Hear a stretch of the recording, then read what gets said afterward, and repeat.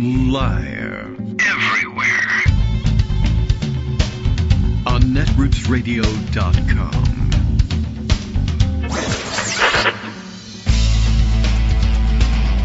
David Waldman. Kagro. In the morning. Now, here's David Waldman. Hey, good morning, everybody. Can you hear what's going on in the background? We are going to do the entire show today from the deck of Noah's Ark. As it turns out, it might be necessary. The gutters are jammed. It's been tree pollen season and tree shedding season. Not the leaves, but those little pollen pods and seeds and stuff, and everything is jammed up. And we have a call in, but we're about 500th on the list for gutter cleaning. It's way, way up there. I don't have a ladder that gets anywhere near that. So we're going to need some help with this one.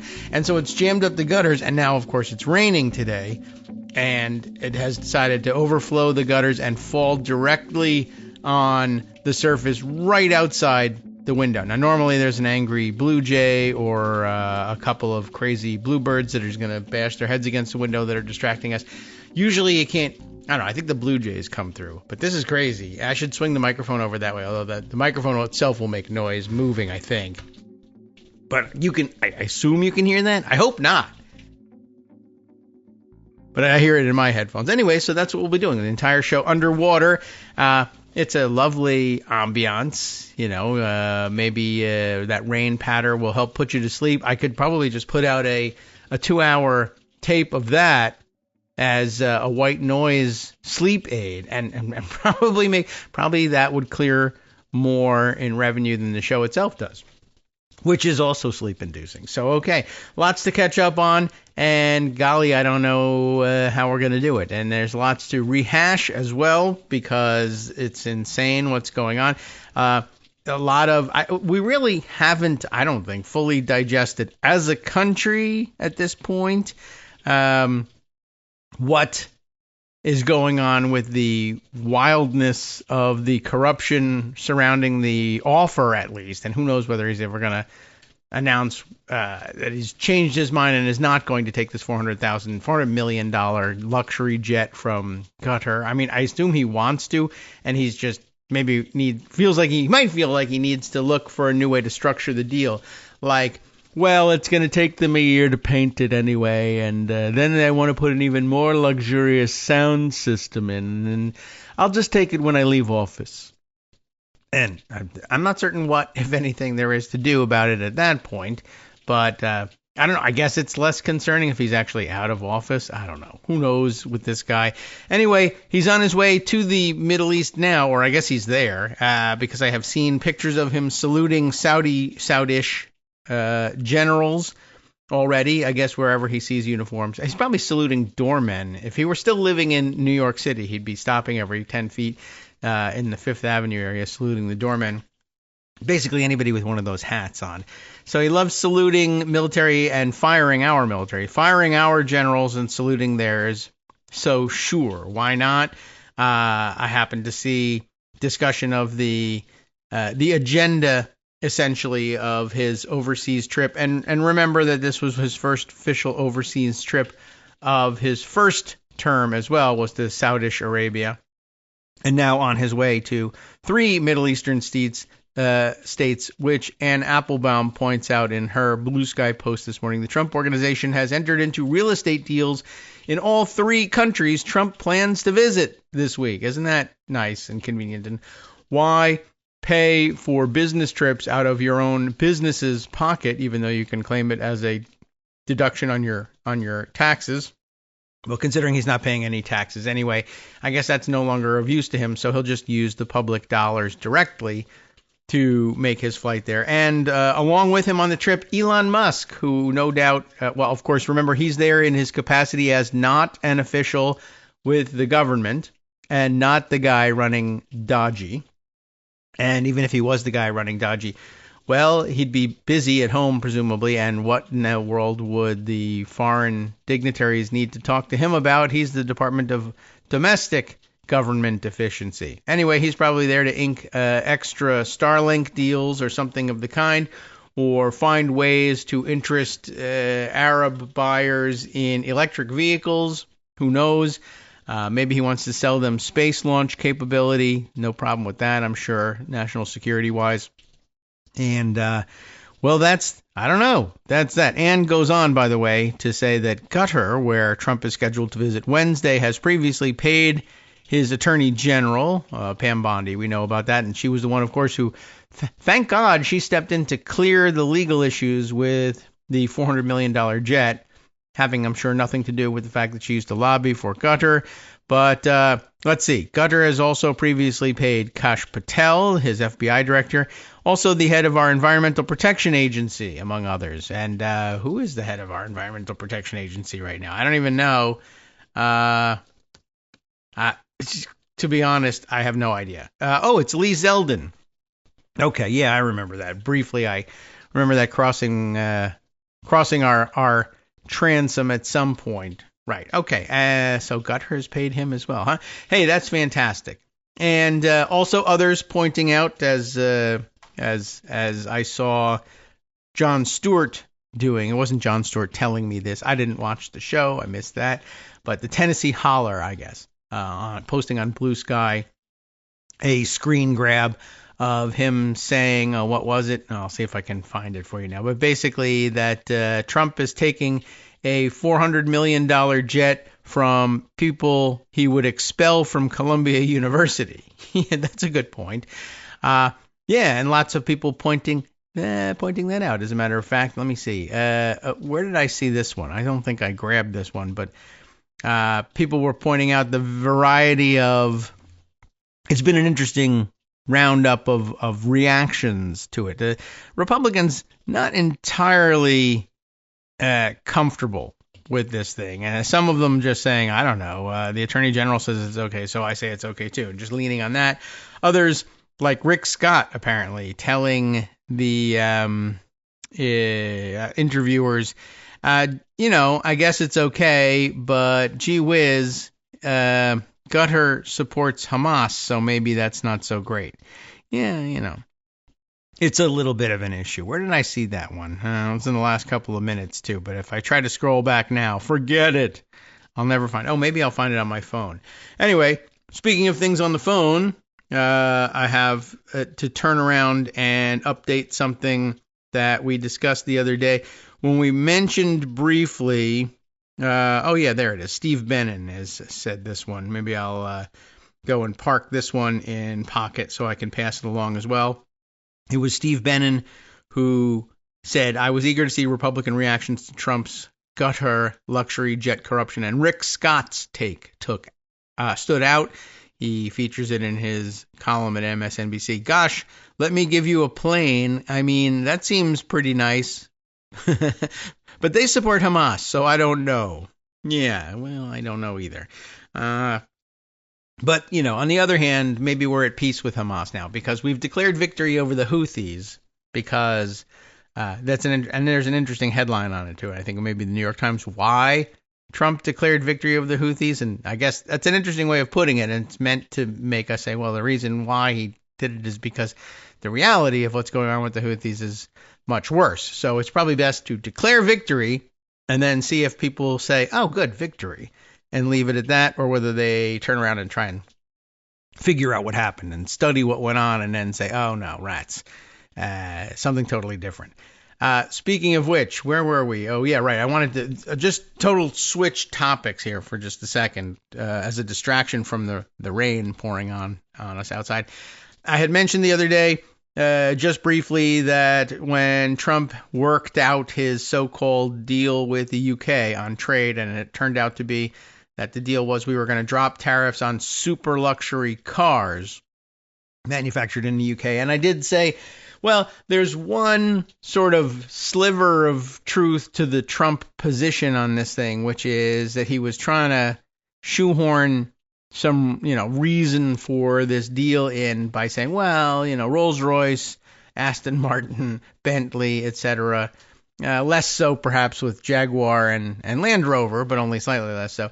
These are luxury markets, and they're not mass production markets. I think actually there's a better argument that Jaguar and Land Rover certainly, are in fact mass production markets. and do in fact compete directly with American manufacturers. I don't know why. I don't know why I didn't think of it at the time with Land Rover. Like it's a different feel and a different kind of market, but I mean it does directly compete with luxury SUV makers, and that's all we've got in the United States is SUV manufacturers at this point. That and pickup trucks.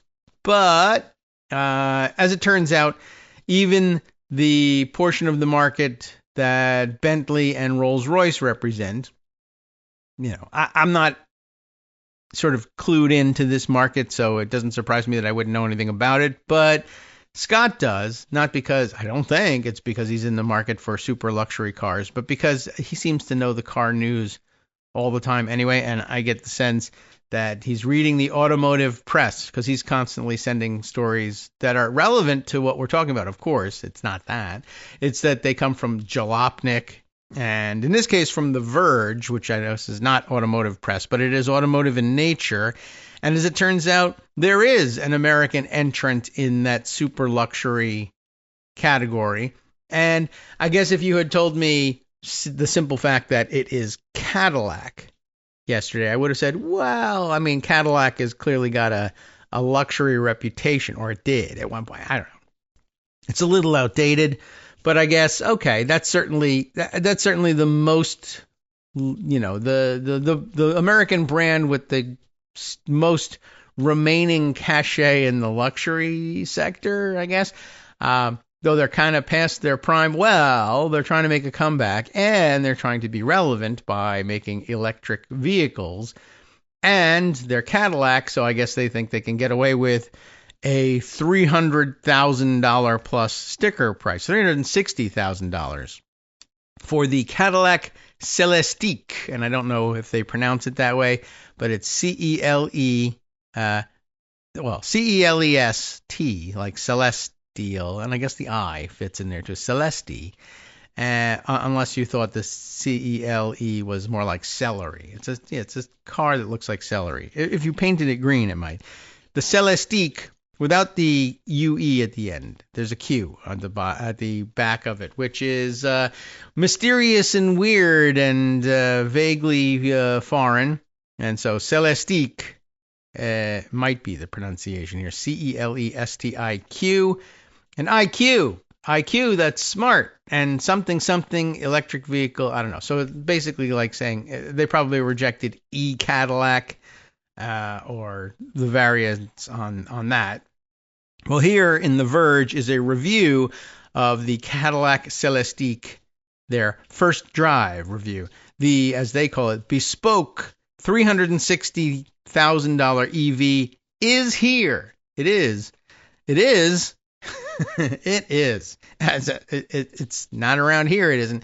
But surely someone in our town somewhere has driven one of these things. There's plenty of people driving around insane, overvalued cars in the area. Lots of people who made good in the dot-com boom, who I assume are now venture capitalists, driving around. But I haven't seen one of these things. Honestly, I don't know. It looks like I'm sure inside it's beautiful. At first glance, it doesn't look like a Cadillac. It looks like, I don't know, an old Civic hatchback, I guess. But it's not supposed to. It's supposed to look flashy and new. And I think they call this type of model the fastback, which is to say, I don't know what.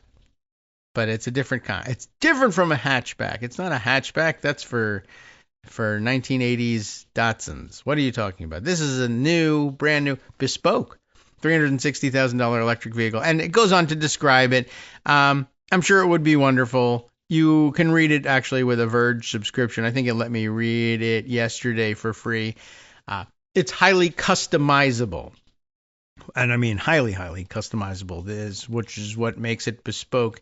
I guess it actually really, having read a little bit of the review, I guess it lives up to that term.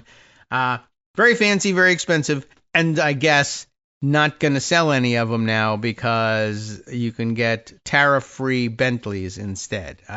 It's not the same thing exactly, but I don't know. If you're in the market and you got $360,000 to spare and maybe you already have a Bentley, the time to shop for a Cadillac Celestiqs is anytime, really, because there's no relative advantage whatsoever for buying domestic, because that was the policy. There you go. What a great tariff idea that was. Okay, so have I think I put that one already in pocket. Let's get back to the news about where they're trying to bribe the president and doing a great job of it because he's very bribable and really loves taking bribes. Or should we be talking about his itinerary while he is overseas? I guess we should let you know what it is that he's doing. And then we really didn't talk about where he was or where he was going, and we didn't really much care so long as there was a chance that his plane would fall out of the sky on his way there. But he landed, and now he is visiting 3 countries, and I don't even know what they are. I assume they're Saudi Arabia, Qatar, I assume, to talk about collecting the plane. And I don't know. Usually the UAE is included in a swing like that. But let's see. I don't know, but the Washington Post says they do. Cleve Woodson Jr., Susanna George, Emily Davies, and Todd Frankel say they know. We spoke to 4 unnamed sources familiar with the subject, and here's what they had to say. Well, okay, I named them. But anyway, President Donald Trump, who I wish was unnamed, kicks off his first major international trip of his second term Tuesday in a region where his family business has grown significantly in recent months. Years, really, honestly. They did this the first time around. Presenting his administration with more potential conflicts of interest than ever, which I didn't even think was possible. The president's sons, and never mind his son-in-law, who presumably is staying home sitting on top of his pile of $2 billion that these guys gave him last time.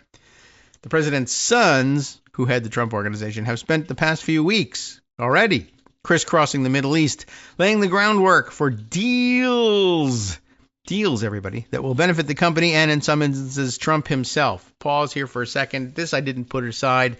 Too many things to put aside every time I see somebody have a good idea somewhere. But been some interesting media criticism in the last couple of days about all of these things. But one point of it was, well, let's see, the major newspapers saying things like, well, Trump poised to accept luxury jet from Qatar. And I guess that's all you can say since he hasn't yet accepted it. But why the headline isn't, oh my God, the most outrageous and blatant corruption or act of corruption anybody has ever seen from a United States president is happening right now. That could have been the headline. But that would have to be an opinion piece, I guess. But anyway, well, not really. I mean, it's pretty factual. This is certainly the most outrageous, attempt to do anything like this. This is the most facially absurd bribery situation any president has ever been involved in. Anyway, but more to the point that brought me here was that they keep putting deals in the headlines and in the writing. And Trump's making deals, and I know that's his reputation, so it makes some sense that they would, be using the word, but that's essentially they're being dictated to again by the PR people. He's making deals. He's not. These aren't trade deals. These are face-saving escapes from the back door of a trade crisis of his own creation, right? For him to say, well, we did have a deal. There were no tariffs on our products in your country and no tariffs on your products in our country. And then we unilaterally said, now there's going to be a minimum of 10% tariffs, and you're upset about that, and you want to come and negotiate a deal.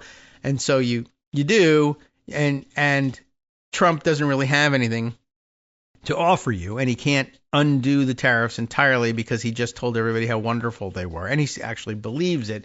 So he has carve-outs. Well, I'll let you import this, and this tariff-free. Stupid things like Bentleys, things we don't need. But if he agreed to do it and they agreed to do it, it's a deal. And when presidents make deals, they're a sector, economy-wide. That sounds like the seating arrangement on an overseas flight. For us peons, not for people with super luxury jets. But what I mean is, when a president makes a deal, it's presumed, it just sort of feels like it must mean that it's got a policy with nationwide and international implications. across the board, as opposed to I'm going to let this company not pay any taxes. That's not really a deal per se, but he calls it a deal. They agree to write the word down, and then I guess both based on his unearned reputation as a deals guy and the presumption that presidents are dealing with the entire economy and an entire across-the-board federal policy, provides the rest of the disguise. And it's worth pointing that out so that when we read these stories, it occurs to us each time. And then we don't have to stop every time I'm reading one of these things to tell you this. All right. Government watchdogs, presidential historians, and other critics say, to the four unnamed sources I'm referring to here, it is an escalation of unethical and even unconstitutional conflicts. And for MAGA America, if you didn't understand that because it was a big word, unconstitution-like conflicts between the interests of the United States and its president. What could that possibly mean? Aren't they the one and the same? A week before Trump was scheduled to land in Saudi Arabia for a trip that would also take him to, here's the answer, Qatar and United Arab Emirates. That's right, only luxury stops this time. His son Eric spoke to a crowded convention center in Dubai, and maybe got COVID, about the Trump organization's plan to build an 80-floor hotel and residential tower there. By the way, 40 of those floors dedicated to camels only, which is that's a very, for camels, super luxury and really surprising. But what can I tell you? It's the desert, and that's the reality of the desert. Everybody rides camels and wears headdresses, and no? All right, well, it'll be 80 floors regardless. But it is an 80-floor, as usual for Trump, hotel and residential tower, because there's no way he could fill 80 floors of hotel spaces. So it's going to be condos. Why is it going to be condos?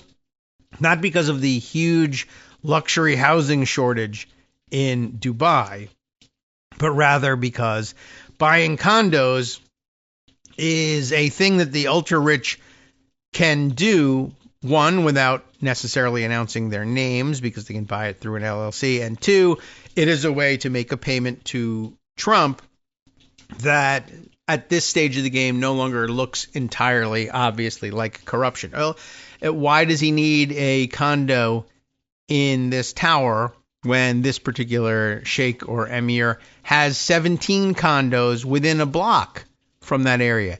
And the answer, well, the first answer, probably less obvious, is he is an avid Airbnb enthusiast, the emir of Dubai, and he just loves people. And he's a people person. He's a people pleaser, really. And he loves renting his place out just to have conversations about the scented soaps and the way they fold the towels. Yeah, surprisingly friendly guy. But the other reason, of course, is he doesn't care, and he has lots of money, and he has plenty to burn. And what you do is you buy condos from people you want to curry favor from or with, just for the hell of it. And let's say, like, oh, I've already given him a luxury jet. What else can I do? Why don't I buy 20 of the 80 floors and make him happy that way?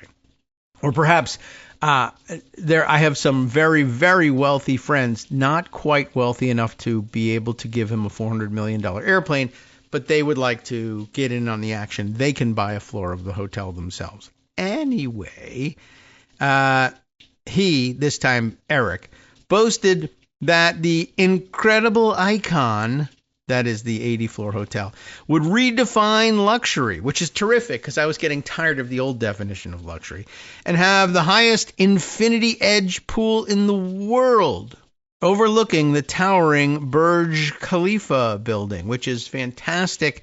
This is some good real estate PR. I give them credit for this one. This is a infinity pool, which, they're cool.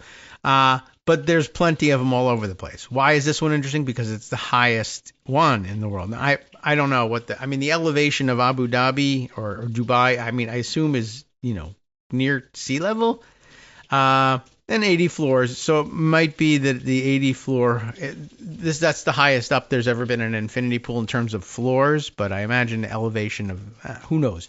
I don't know whether he's lying about that or not, and it doesn't matter. What I really enjoyed was this has beautiful, gorgeous views. An infinity pool, highest in the world, has got to have a great view, right? It does. It has a view of the next building because there's a 90-floor hotel and condominium complex next door, and you're going to look at the 80th floor of their building. But it is, of course, the beautiful and towering Burj Khalifa building. BURJ Khalifa, which is exotic sounding, and we should find out if it's of any interest whatsoever. It's very pointy. So we have that. And you can look at it, and it is surrounded by some sort of artificial pools. I don't know which building it is in this picture. Is the Trump one. But I guess you could be looking off of the edge, and maybe the Burj Khalifa building might not be next door. It could be miles and miles away, and you get to look at it. Anyway, it's just an interesting idea, the thought of this country on the coast with beautiful, I assume, ocean views. But you, luxury seeker, are going to have the treat of looking at another building. If you can't have luxury ocean views, isn't the next best thing the view from an infinity pool of the building that does have the ocean views? We're going to redefine luxury, and they just did it. The new definition of luxury is looking at people who have luxury. All right. Well, anyway, that wasn't really the point of the article, so perhaps we'll continue with it. The point of the article, I assume, even if we decide not to continue with it, is that the president is basically just using American taxpayer dollars and Air Force One, the current Air Force One, to ride around and inspect properties and ask for, I guess, either more tax breaks or more luxury from these guys. Hi, everybody. It's me, David Waldman. Yes, the same guy who interrupts you all the time. Interrupting you one more time just to tell you again, another reminder that your contributions are what keep this show on the air, and Patreon.com, Patreon.com, is still among the easiest ways to make the sustaining subscription donations that keep us afloat. Are you ready for the pep talk about how our Patreon campaign is still going strong and growing? Well, too bad. Yeah, the plain fact is we actually are headed in the wrong direction, and whereas we once had about 175 monthly patrons, we're now actually down below 150. Time to recruit some more. Not exactly the kind of news I wanted to share, but there it is. For those of you in a position to support the show, Patreon.com does make it easy to make those secure, recurring monthly contributions to do so. Patreon.com/KagroX gets you straight to our donation page. We've been through a lot together. The worst of the pandemic, we hope. The worst of the insurrection, we hope. So go ahead and treat yourself. You don't need an excuse. Give yourself the gift of a little something you enjoy in life. Support the show. And of course, if you happen to prefer using PayPal or even the Square Cash app, we're up and running on those options too. So thanks again, everyone, for all your support. We couldn't, or at least shouldn't, do it without you. Hope you'll be on board soon too. Thanks for all your support. All right, welcome back now to the Kagro in the Morning Show here on Netroots Radio. So I was talking to some exclusive anonymous sources, that is the named authors of this piece from the Washington Post about Trump's Middle Eastern itinerary. Let's see, who's talking here? Is this Eric or Donald Trump now talking? Eric was describing the luxury benefits of living in the 80-floor hotel and residential tower with the highest infinity edge pool in the world overlooking the towering Burj Khalifa building. I'm sure a spectacular view.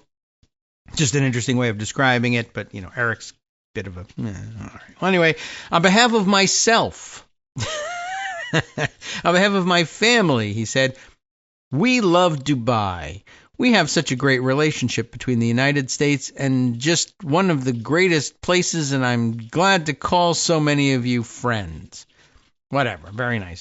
Trump's relationship with the Gulf states, and it's not the Gulf states, but the Gulf states, though they do pay for a lot of his golf, offers insight into the instincts, really, of a lifelong businessman who has made a career of selling. So really, honestly, isn't he a salesman? Yes, that would be a better description. Trump has notably declined to duplicate his first-term pledge to not advance his personal business interests from the White House.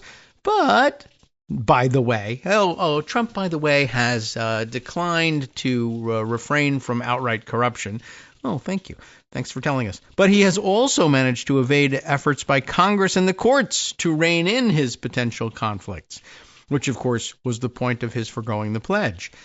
Donald Trump Jr. and Eric Trump have appeared at events in the region to advance deals. Ding, ding.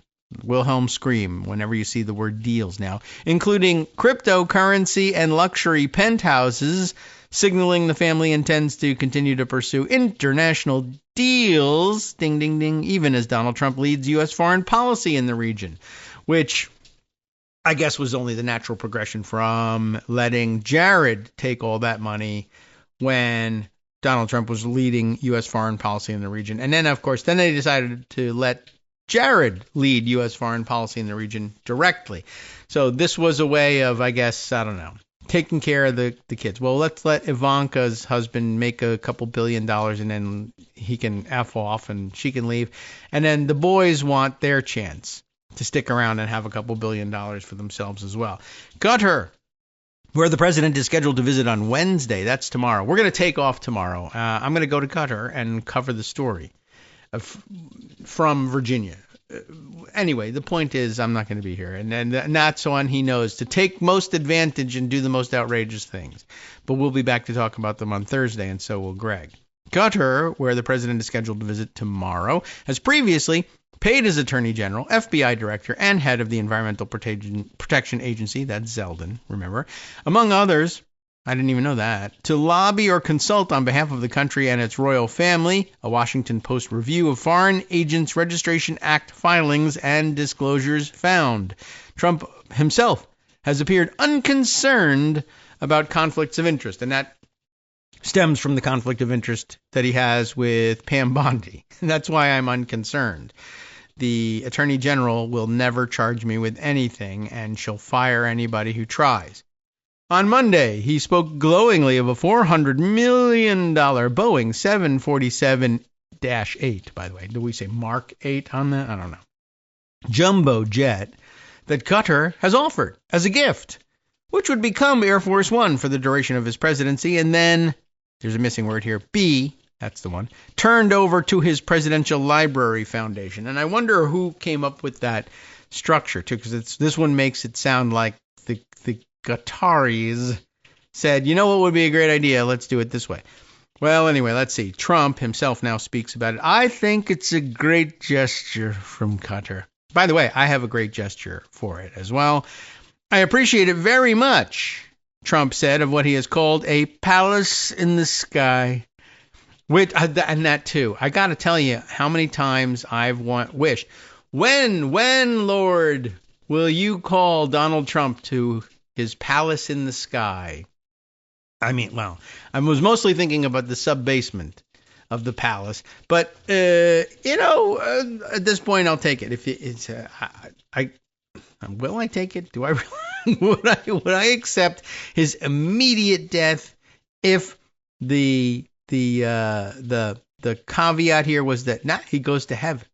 I mean, who knows whether he goes anywhere? But if you're a believer in the heaven and hell concept, do I say, nah, I'll suffer a little while longer just so long as he goes to hell? That's not really up to me, is it? And I don't know what to tell you. There's people who are suffering greatly. It might be best if we just say, fine, let him go to heaven, just let him go now. I don't know. I could be talked into a deal like that. A deal. See, he's such a consummate deal maker. Anyway, where were we here? Oh, yes, right. Ready? It's beautiful. I appreciate it very much. It's a palace in the sky. I would never be one to turn down that kind of offer. I mean, I could be a stupid person, and could be, and say, no, we don't want a free, very expensive airplane. But I thought it was a great gesture. So this is, I guess, the Trump version of the don't look a gift horse in the mouth axiom. What do we say? Aphorism, I suppose. But yeah, that's a very Trumpy version of it. It would be stupid to say, no, I don't want a free, very expensive airplane. Well, it would be, but for the fact that, highly illegal and totally unconstitutional. So in that sense, pretty smart, but pretty stupid if you also are someone who can have pretty good, really have a reliable belief that you're immune from any sort of prosecution for taking it. Well, then, yeah, I guess it would be kind of stupid, wouldn't it? 2 weeks ago, Eric Trump entered into an agreement, not a deal, but an agreement to build the $5.5 billion Trump International Golf Club, Simaisma? I don't know how you pronounce this. Simaisma, not semi-miasma, but Simaisma. A beachside ultra-luxury community. I can't say the words ultra-luxury without saying it in Trump voice. Ultra-luxury. How is it ultra-luxury? You get to kill all your servants for free. I don't know what makes it ultra-luxury. It's got an infinity pool. It's a golf. It's fancy looking. It's got things painted gold. There you go. It'll be in Qatar, and the company said that it will boast. Can you believe this? By the way, this is Trump International Golf Club. What do you suppose it boasts? It boasts a golf course. That is something. Which, to be honest, building a golf course, like making a green thing in Qatar, is an expensive prospect. But I mean, all right, fine, but it's just, again, sort of a press release, PR press release for the place, and they're going to reprint it here. It'll boast an 18-hole golf course, not a stupid 17-hole golf course, the whole 18. I mean, it's not even 36 holes at this point, but okay.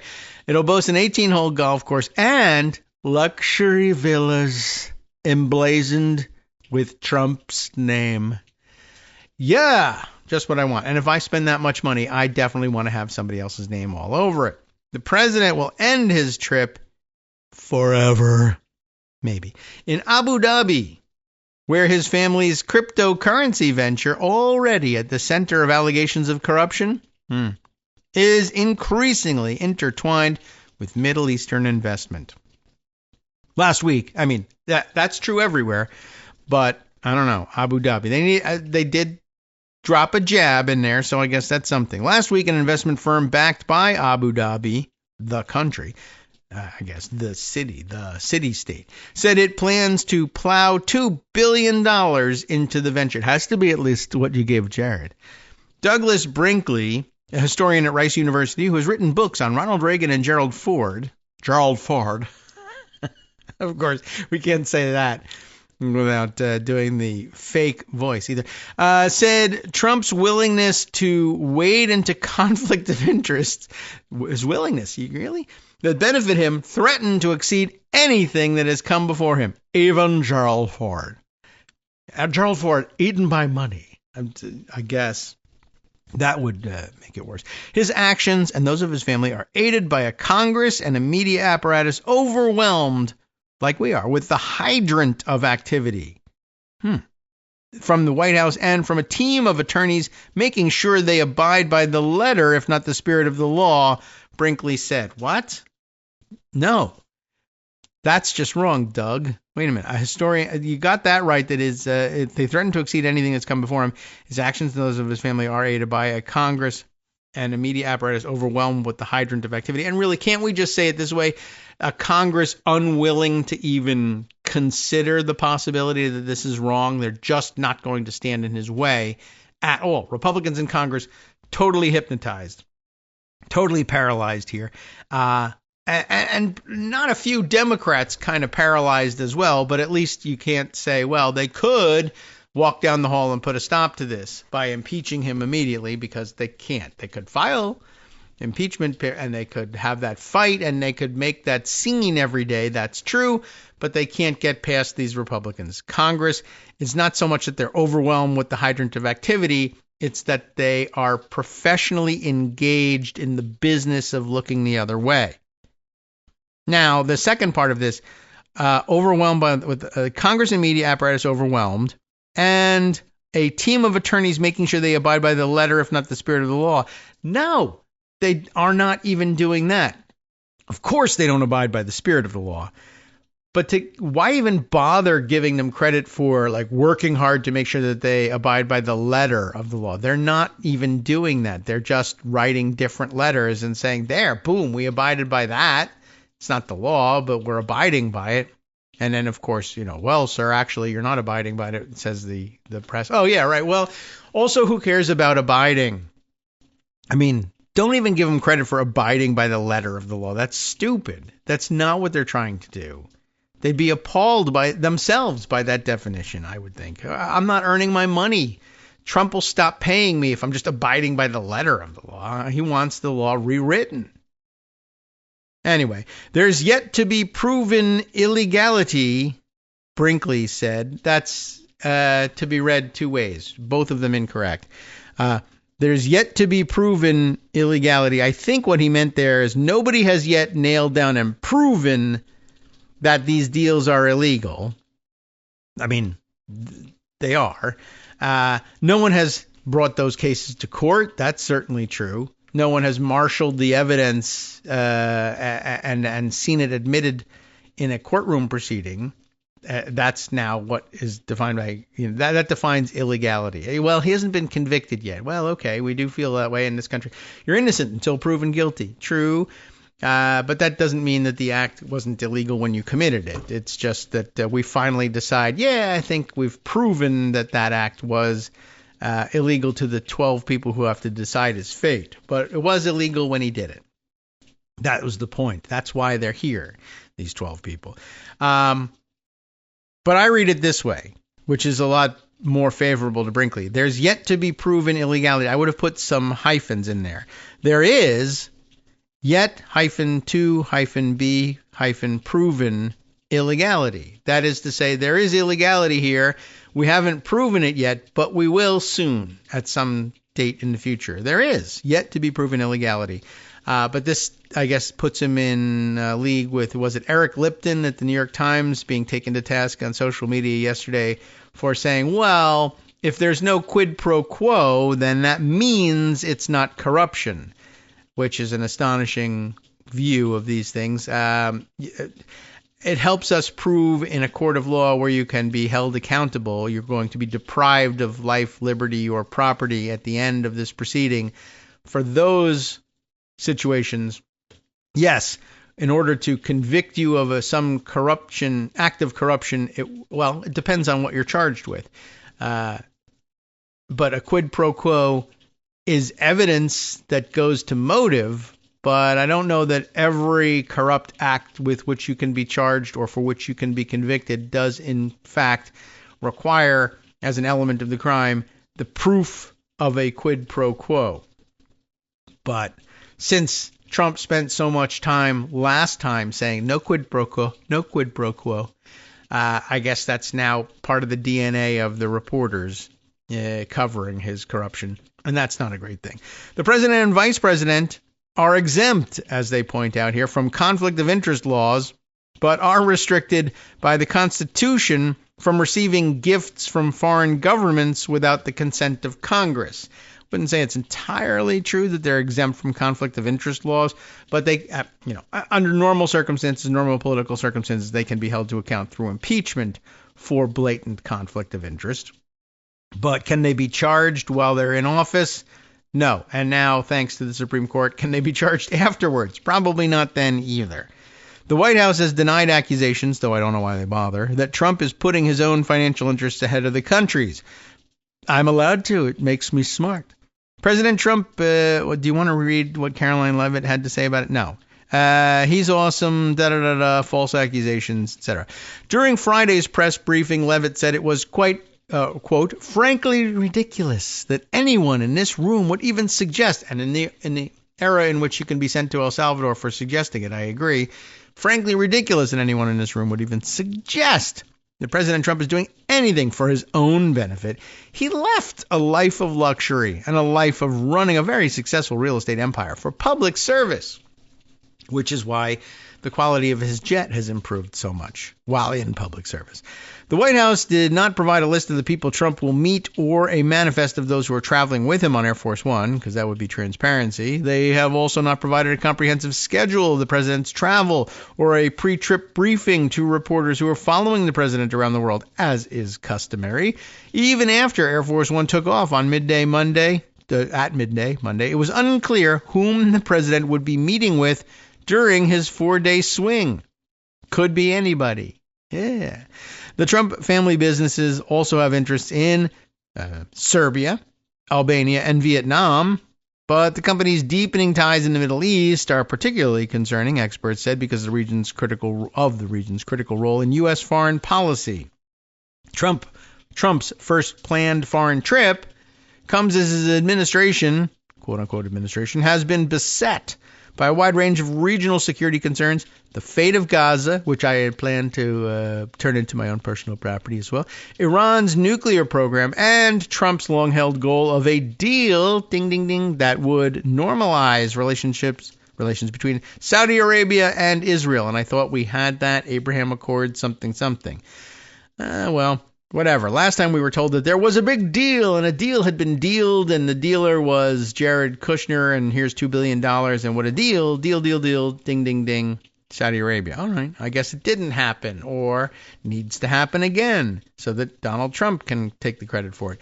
White House officials told the Post those securities issues would take a back seat during the 3.5 days Trump will be on the ground, a testament to the president's more restrained vision for the role of the U.S. and increasing focus on investments and deals. Again, in another administration, you might have asked, what the effing F is the president of the United States doing going to Saudi Arabia, Abu Dhabi, UAE, and Qatar if he's not there to talk about U.S. Middle East policy? There's nothing else to do there besides that. But as it turns out, that'll all be taking a back seat to buy my cryptocurrency and give me a plane. During Trump's first term, he attempted to separate himself from his businesses by placing his sons at the helm. No, that too, please. He attempted to make it look like he was separating himself from the businesses by placing his sons at the helm, which, by the way, is an enormously and obviously ineffective way of separating himself from the businesses. But he also, it should be noted, was not attempting to separate himself from his business. Not with his sons, not nothing. Don't give him that benefit of the doubt. That's stupid. It's a terrible construction. Stop it already. An arrangement that didn't exist that allowed the president to retain influence over the company's management, said Noah Bookbinder, who actually knows better than these people, a former federal corruption prosecutor who's now the president of Citizens for Responsibility and Ethics in Washington, a watchdog group. Members of this administration, too, are more publicly tied to the Gulf region than his staff from 8 years ago. Attorney General Pam Bondi, we already know, who helped draft the White House's analysis finding that Qatar's donation of the airplane would be, quote, legally permissible, had been registered to lobby for the Gulf state. The president's businesses and dealings with the UAE have already complicated his agenda. An entity affiliated with Trump and his family, whatever that means, holds a 60% stake in the crypto company World Liberty Financial, according to its website.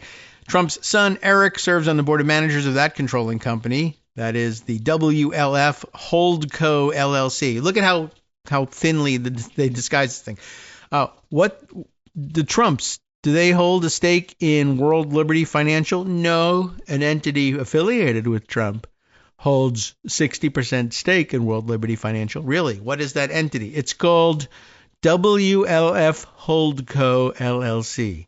Does WLF stand for World Liberty Financial? Maybe. Is it a holding company? No. Why did you call it Holdco? You're under arrest. Well, okay. So Eric serves on the board of managers of WLF Holdco and is a prominent spokesman for USD1 tokens.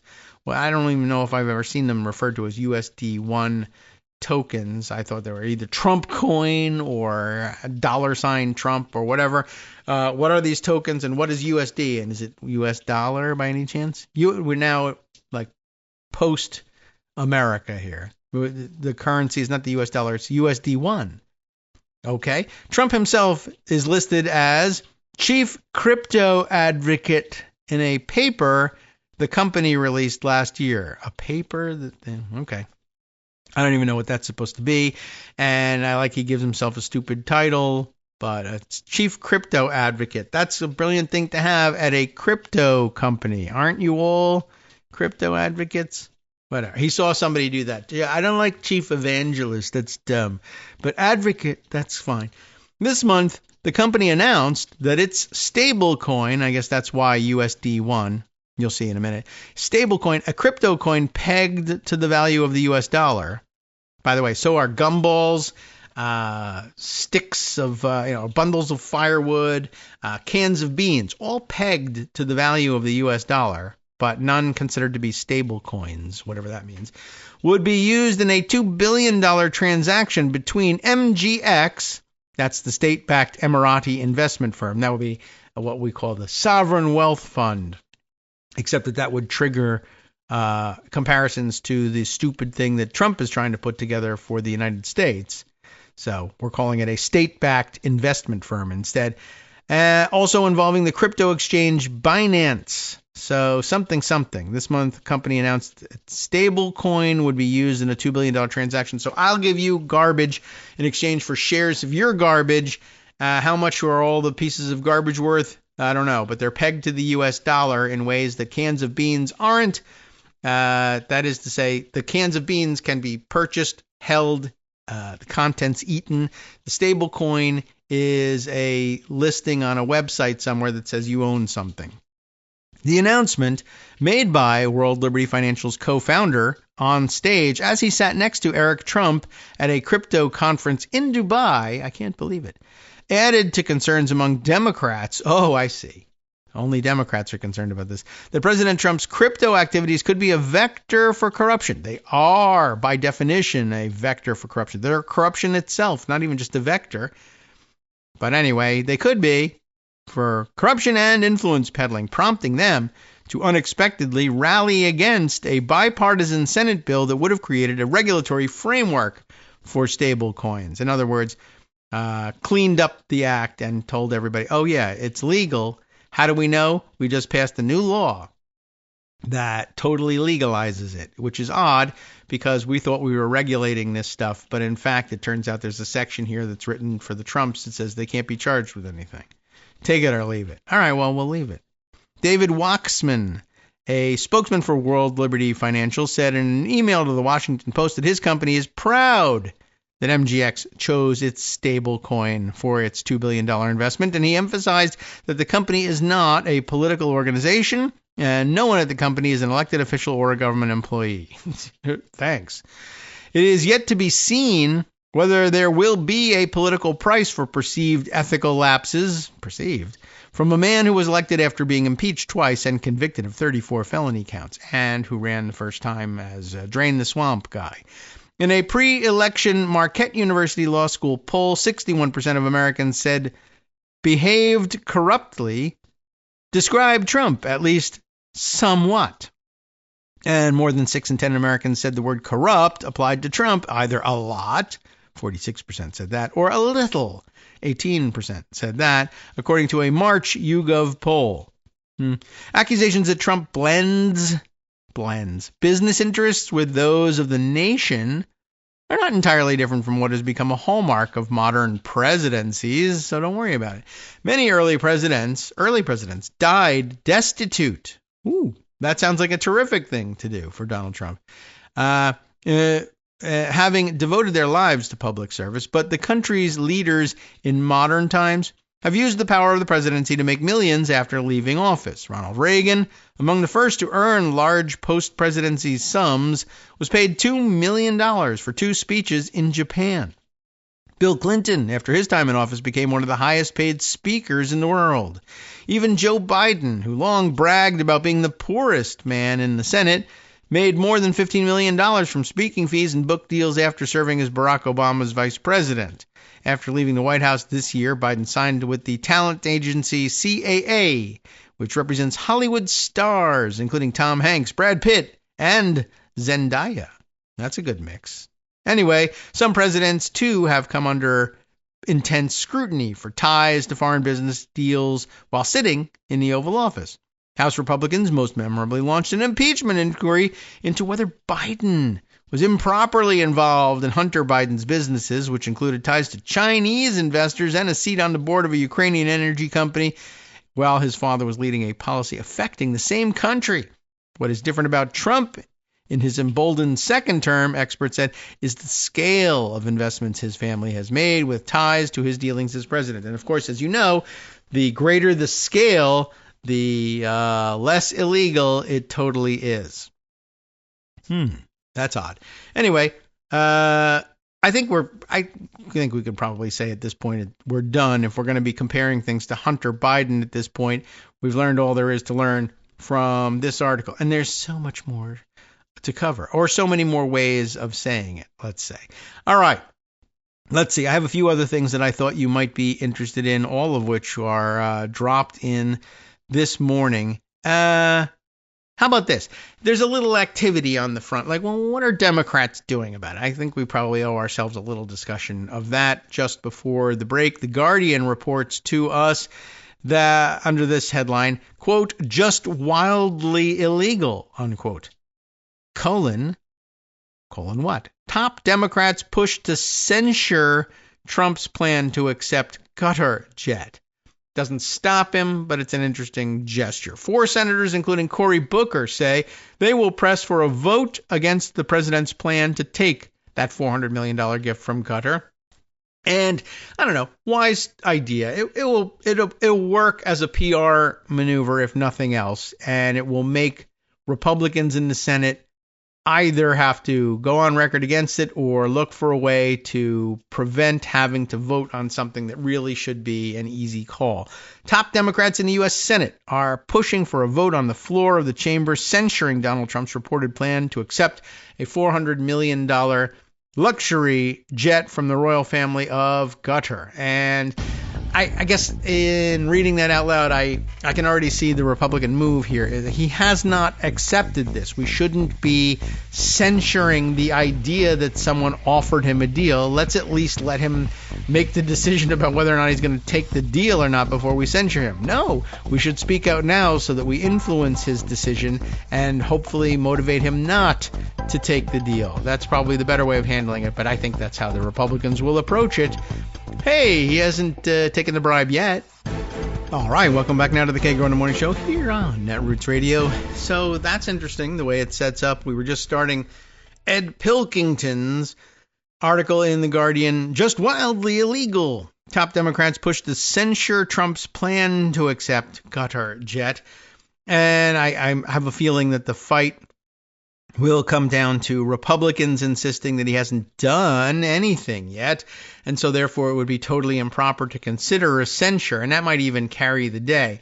But it should be pointed out during the debate that essentially everyone knows that he's going to take this thing, and if we don't censure the idea ahead of time, he will say, well, now that's fine. They have attempted to decide whether or not it's worth a censure, and they have decided it's not, so it must be okay, and I'll take it, and it would be awfully hypocritical for the Senate to censure me afterwards, after first saying it was okay. Now, that won't be the outcome. That's not us saying this is okay. At best, it's Republicans saying, well, you haven't broken that crazy, haven't done that unconstitutional emoluments thing yet. Anyway, we don't believe in that stuff, but if we did believe in it, we'd have to wait for you to do it. And then when you do it, the censure won't take the plane away from you. It will just say, we think this is a bad idea. Well, you can think it's a bad idea ahead of time. It's not a difficult concept, but I think that's how they'll parse things. And I think that's how Trump will react to it, right? Trump already is surrounded in the White House with people who told him that the 9-0 loss in the Supreme Court was in fact a 9-0 win. So they'll definitely tell him that if they table a resolution of censure over the deal, that is equivalent to congressional approval of it. And by the way, don't forget also, they'll also probably claim not only is that congressional approval of the deal, that's a congressional waiver of the prohibition on emoluments. That's the language of the emoluments clause, is that these gifts can't be accepted without the approval of Congress. And so the failure of a measure to disapprove of the deal is not the same thing as congressional approval, and certainly not in just one chamber. Not that the House wouldn't follow suit. Anyway, that's the plan. 4 Dems on the Senate Foreign Relations Committee said on Monday that they would press for a vote later this week. Are they going to do that while he's in Qatar? Wow. They said that elected officials, including the president, were not allowed to accept large gifts from foreign governments unless authorized to do so by Congress. That's, by the way, probably another of the themes you'll hear from Republicans. If they get this thing to the floor, and I'm not positive they can get it to the floor this week, but if they were to do that, there would also be Republican resistance. These issues stop at the water's edge. When remember that old concept? When the president is overseas, we don't criticize him. We don't criticize the government that's hosting him. We allow that diplomacy to take place. But you may recall the last article we read from the Washington Post was, oh yeah, by the way, this isn't a trip about foreign policy. This is a trip about deal making. Yeah, well, that's the problem. One of the deals involves bribing the president with a $400 million jet. We wanted to get on record about that. And of course, the idea, well, we don't criticize him. The criticism ends at the water's edge, and we don't undercut the president while he's abroad. But he's about to make this terrible unconstitutional deal. I think we should stop him from doing it. That is a valid view. But yeah, they'll point to, well, under normal circumstances with normal presidents, when they go overseas, this is going to be like, again, trading on the trappings of the presidency. Normally, when a president goes on a trip overseas, it's to conduct foreign policy. And that's why there's this unwritten rule about not criticizing the president. It's gone by the wayside. Republicans threw it out years ago when Democratic presidents would go abroad. But they used to demand that same respect for Republican presidents who were abroad from Democrats in Congress. So anyway, now they'll be saying, yeah, you can't advise the president that the deal he's gone overseas to work out is improper, illegal, and unconstitutional. So please don't. That's it. That's what we'll have. Cory Booker from New Jersey, of course. I don't know. Brian Schatz from Hawaii, of course. Chris Coons from Delaware. Chris Murphy from Connecticut. You know all of that. Cast the reported gift of the Boeing 747 Mark 8. I love saying Mark because that's cool and tactical sounding. But it just says 747-8. I don't know how you read it out loud. I haven't heard anybody say it yet. But this jumbo jet gift here is a clear conflict of interest, say the 4, and a serious threat to national security. We didn't really even spend that much time on the idea of, are there listening devices? Are there kill switches? Are there bombs? Or did they just forget to put the defensive mechanisms in there? Or as Greg mentioned, I think probably more, realistic in terms of the security concerns is, are we having Qatar finish the plane entirely such that it's a, what do they say, turnkey kind of thing? They hand it over, give the keys to Trump, and he's ready to fly in it day one? Or are they giving us the luxury trappings of the jet, and then we take it back to the United States, and the Air Force tricks it out with the defenses and the communications equipment? Because if it's all done and ready to fly, and the Qataris, or their contractors presumably, are the ones outfitting the plane top to bottom so that it's ready to use on day one, then that means like all the secret plans and engineering for our secure communications and the defenses of the president's plane are all in their hands. And that's not, what's the word for that? Good or smart or wise or secure or anything, or uninsane. There's no way to, I don't know. And I guess it's far less objectionable from a security standpoint if it's just, well, here's a luxury plane outfit it with whatever secure communications and defense things you want once you get it back to your place. Then it's just a pure crime in terms of bribery and nothing else, and it makes it easier. Anyway, yeah. Air Force One is more than just a plane, it is said here. It is a symbol of the presidency and of the United States itself, the senator said in a joint statement. No one should use public service for personal gain through foreign gifts. It's a novel concept. News of a possible gift of the luxury jet prompted immediate scathing criticism from senior Democrats, though the Qatari government has stressed that no final decision has yet been made. Trump appeared to confirm it on Sunday when he commented on social media that the transfer was being made, quote, in a very public and transparent transaction. It's like a stick-up note is also, by the way, transparent.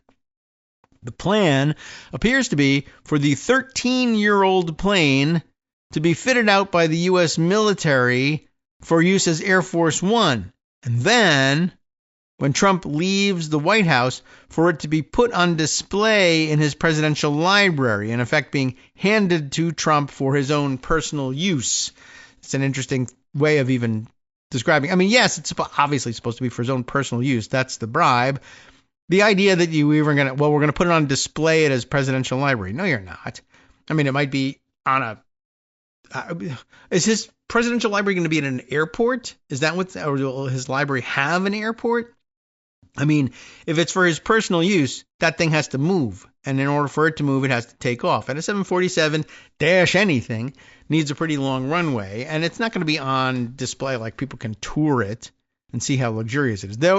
You know what's going to happen is that there'll be a replica of the interior, maybe, built into or adjacent to whatever this effing thing that he's going to call a library is going to be.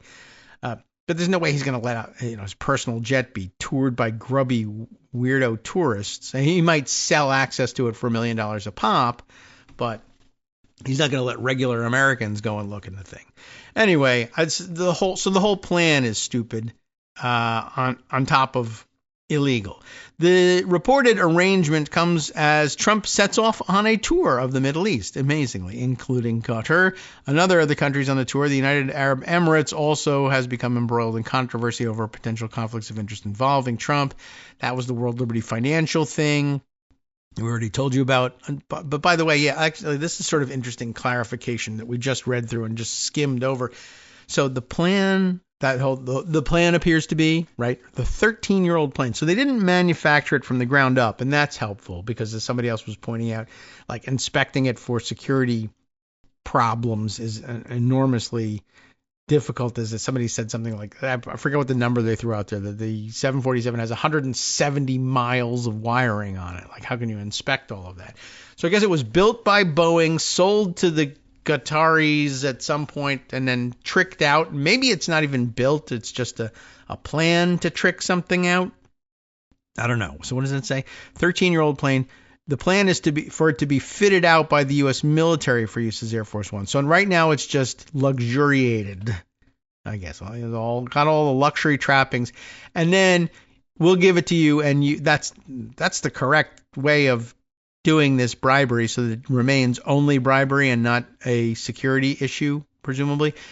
Unless, of course, you've hidden something. Anyway, this is supposed to make it look like it's on the up and up. We'll make it luxury and then give it to you, and you guys do the security and the defense. Which, by the way, will cost another $400 million on top of the bribery. It doesn't really answer the questions. I mean, it might answer the question of who does the installation of the secure communications and defenses. Maybe, if they're not lying. The reported arrangement, comes as they are making this Middle Eastern tour. Abu Dhabi, World Liberty Financial, Senate Democrats are also gearing up to challenge Trump's conflicts of interest under congressional rules governing the sale of military weapons to foreign countries. How so? Murphy, the senator from Connecticut who's been at the forefront of sounding the alarm over conflicts of interest in the second Trump administration, has said He will use his powers to challenge arms sales as a way of forcing a full debate and Senate vote on both the Qatar plane and the UAE stablecoin issues. Okay. He said on social media that he would object to any military deal with a nation that is paying off Trump personally.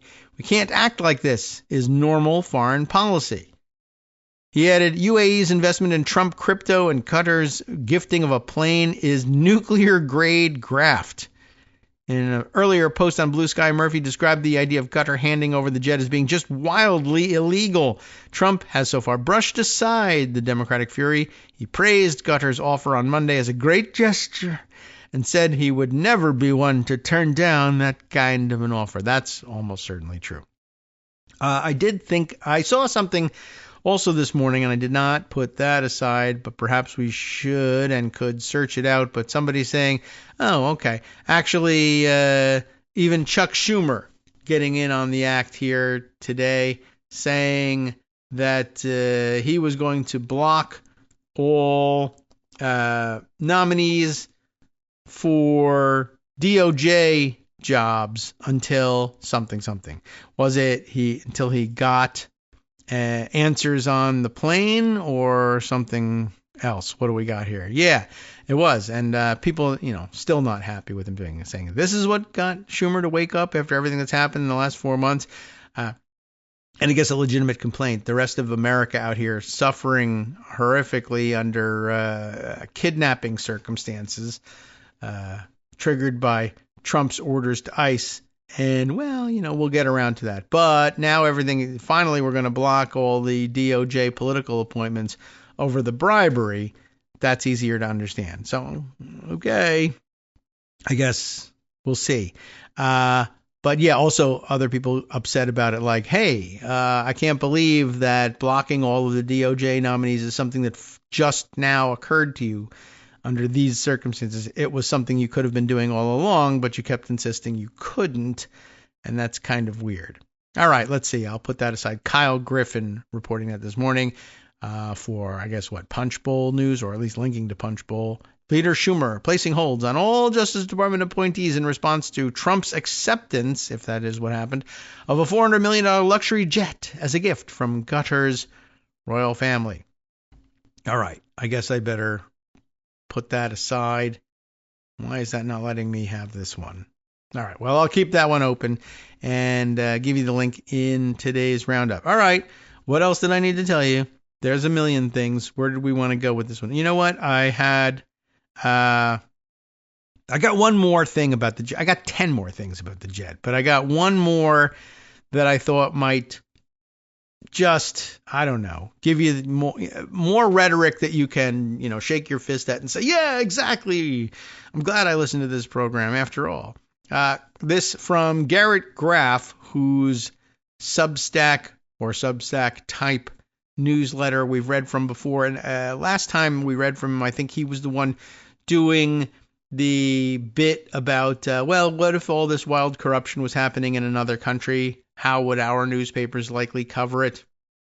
Which is, a good angle from which to view these things. And we read a couple of really interesting entries of his in that respect. I don't know, probably a couple months ago. This time talking about the airplane, I thought it might make for some good talking points. Corruption and a security catastrophe in plain, get it, but this time PLANE, plain sight.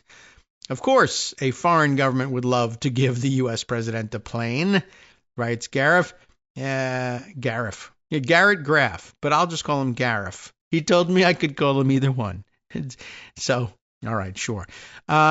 He begins by saying, I will admit that as a presidential historian and a national security nerd, one of my first thoughts last November, after Donald Trump won office, was, ugh.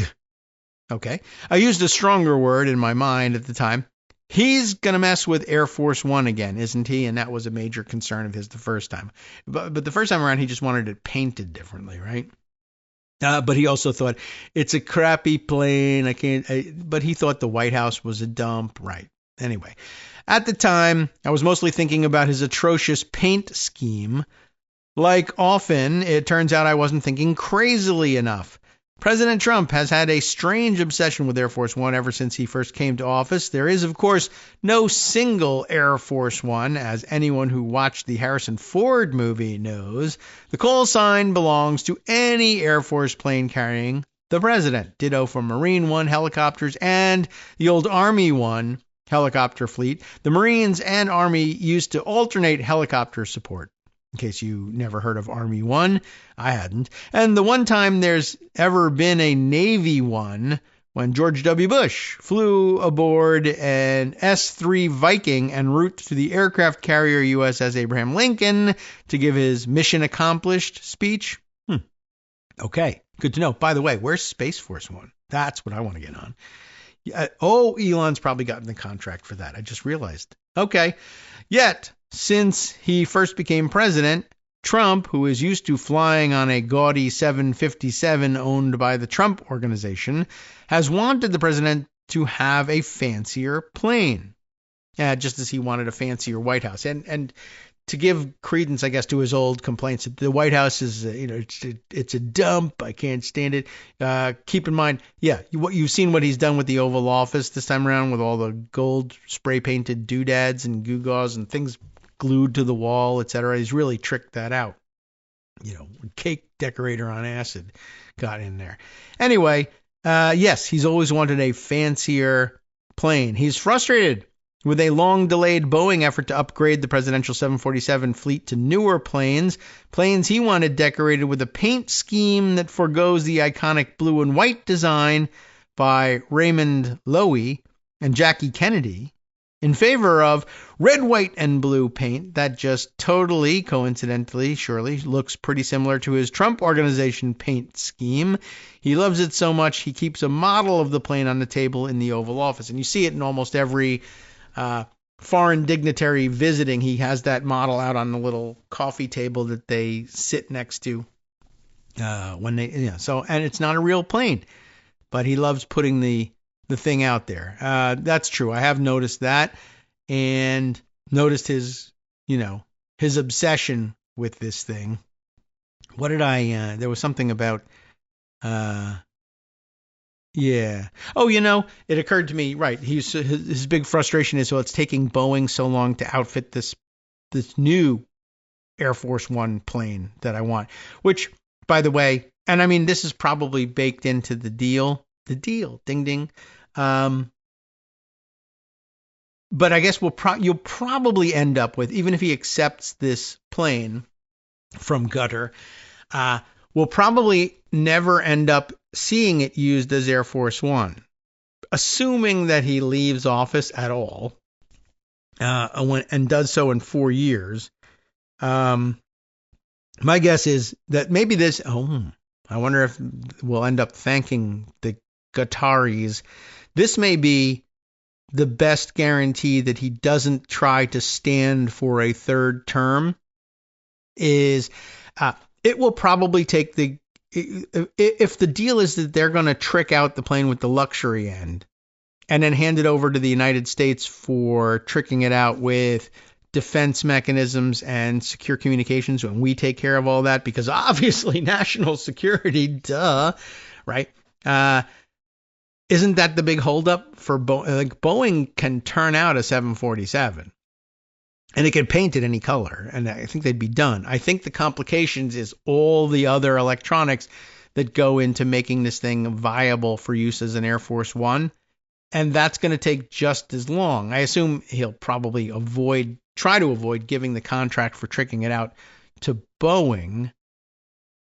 But I mean, it's not like you can fly it to the Pentagon and say, "Here, boys, fix it up," right? They give it over to some contractor who does the installation, and that will take the same amount of time, and he'll be experiencing the same frustrating delays.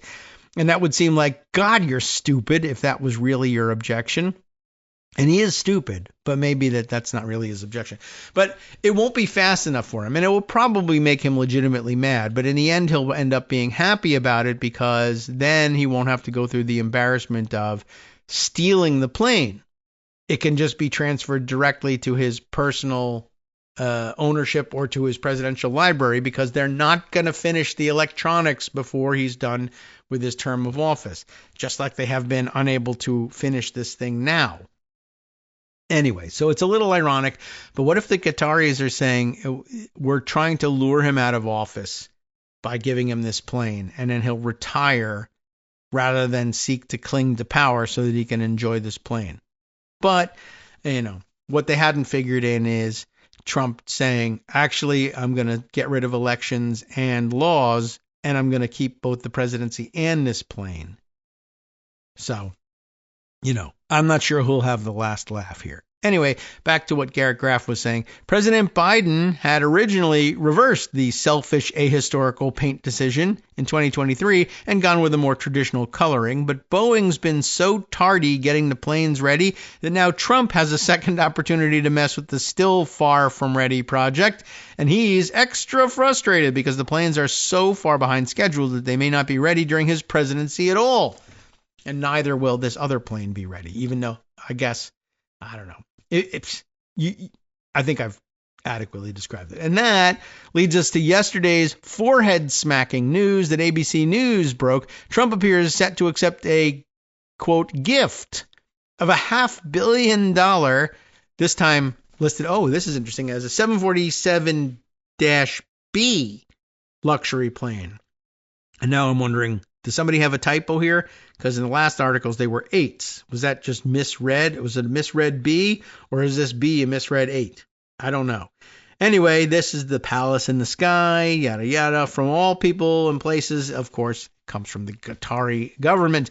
But that's not all. Trump also plans to keep the plane after he leaves office, with the plane being given then to the Trump Presidential Foundation, an entity that appears to be increasingly less about his legacy and serves more as his open for business slush fund for payoffs and bribes. This gift is wildly corrupt, even by Trumpian standards. The idea that a foreign government could gift a $500 million plane to the Pentagon through some sleight of hand that then becomes the personal toy of an ex-president when he leaves office is absolutely absurd from an ethics standpoint and clearly unconstitutional vis-a-vis a so-called emoluments clause, which Trump has already severely bent in his first term. Specifically, Article 1, Section 9, Clause 8 of the U.S. Constitution prohibits individuals from holding a public office or office of profit or trust, and it's clearly an office of profit, in the federal government from accepting gifts, emoluments, offices, or titles from foreign governments or monarchs without the explicit consent of Congress, or sort of kind of backwards sidling up to it, right, by one house.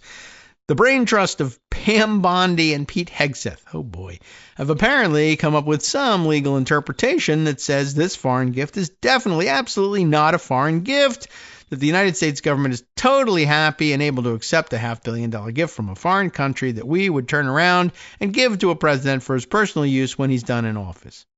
Sure. American media utterly failed yesterday in explaining the sheer illegality, unconstitutional, and corrupt nature of this deal, so I'm spending all day on it.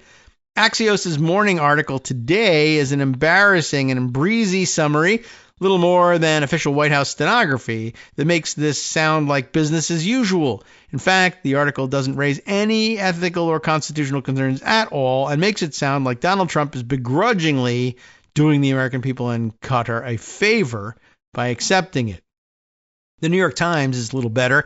Their headline online was terrible, and their bullet points in their morning newsletter frame the, quote, ethical concerns in Trump's own words, blaming Democrats as losers for even raising them. And here's the clip of it. President Trump could be about to receive a pretty big gift. The Trump administration plans to accept a luxury Boeing 747 from the Qatari royal family for use as Air Force One. Bullet 2, Trump's presidential library would get the plane when he leaves office, which could mean he can keep using it. And point 3, a Qatari official said the proposal was still being discussed, and Trump called Democrats losers for raising ethics questions. Well, we didn't even need to read it. The description was pretty good. Maybe if the Qataris had tried to buy some of Hunter Biden's artwork, instead of the U.S. media then would be able to work up the appropriate outrage lather. A little media criticism aside, this is the aside, not that aside, but this is an aside about it.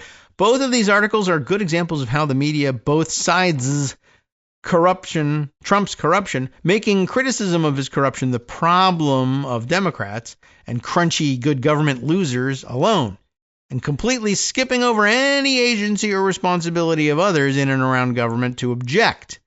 How about, for instance, a headline like, "No Republican senator objects," or I would say dares object, to Trump accepting a $500 million bribe? This corruption bothers me a great deal, but I want to talk today about a different, believe it or not, reason that the gift boggles the mind: the national security risk. Although it seems like they're trying to clear that up by saying, well, you handle the national security part. We just do the luxury. To put the President of the United States on a plane built and owned by a foreign country for over a decade is the definition of insanity. In other words, they had a decade to hide weapons of mass destruction on it, and it'll take us that long to find it to see whether it's safe for the president's use. But no, we don't believe in that because we don't hold those kinds of negative views about Arabs and Muslims. No, we don't. That's right.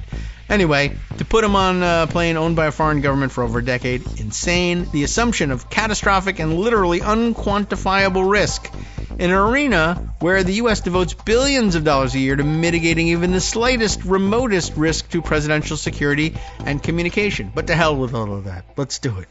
Sup, fam? It's your boy Darwin, a.k.a. Darwin_Darko, a.k.a. the most reasonable man in America, a.k.a. KITM's senior black correspondent.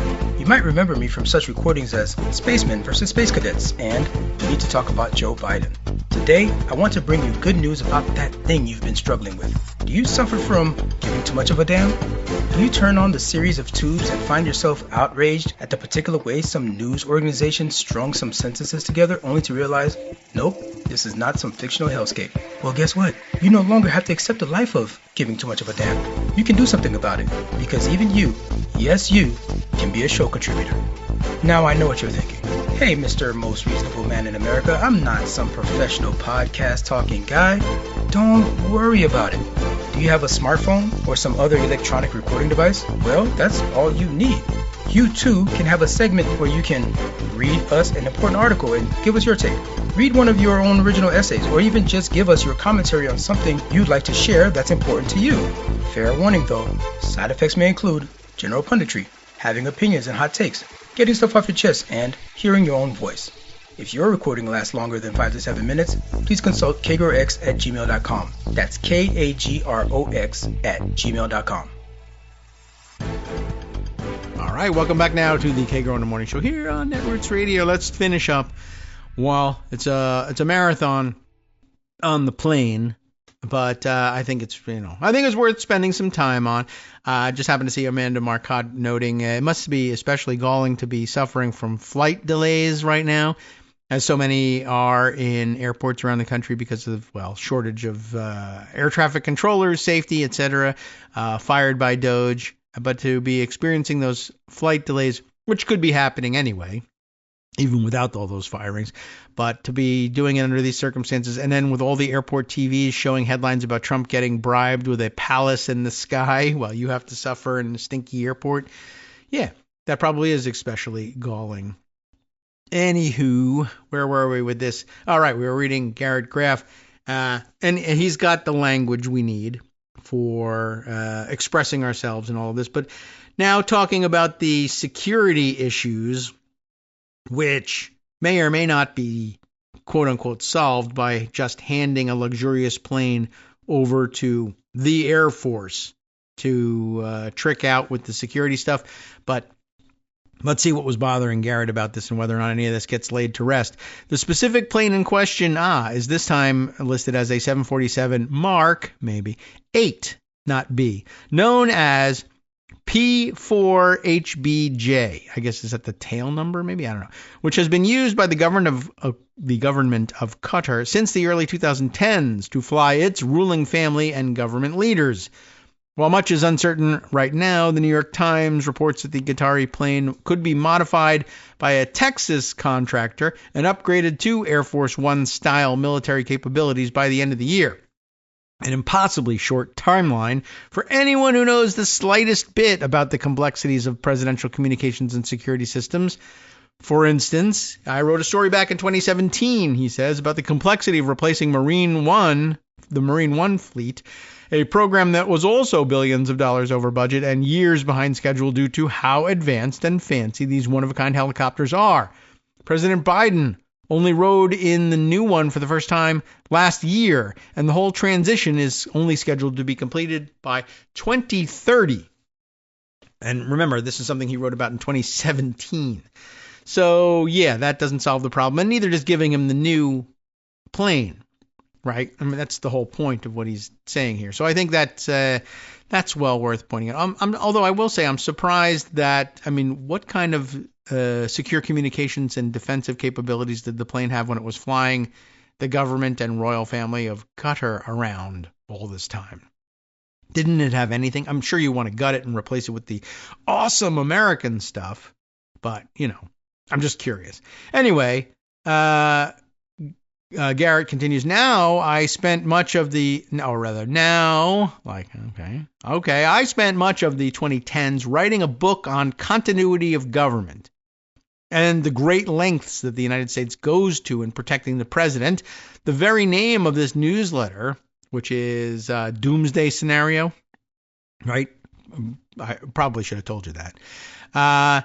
Goes to or comes from my years of work reporting on various doomsday scenarios, and to realize just how insane the president's idea is, you have to understand the extreme lengths the U.S. takes to secure the commander-in-chief wherever he goes. But if there was ever a president for whom I would be willing to replace actual security protocols with "why don't you just-ism," it would be for Donald Trump. Why don't you just put a warning on there that says, like, warning protected by Armico systems, like I bought, nobody knows this, very few people know this, I bought a fake alarm system for Mar-a-Lago.